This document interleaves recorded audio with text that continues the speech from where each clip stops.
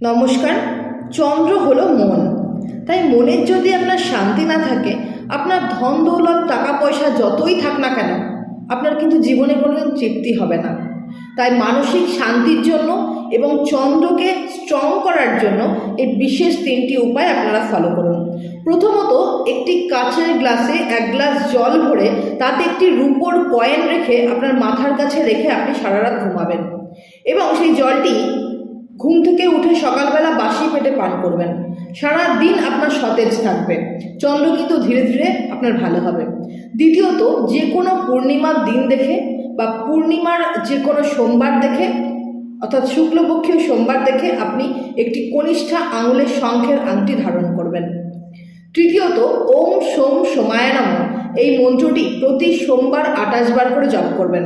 চাইলে প্রতিদিনই করতে পারেন। এই 3টি কাজ করুন, দেখুন চন্দ্র অনেক স্ট্রং হবে।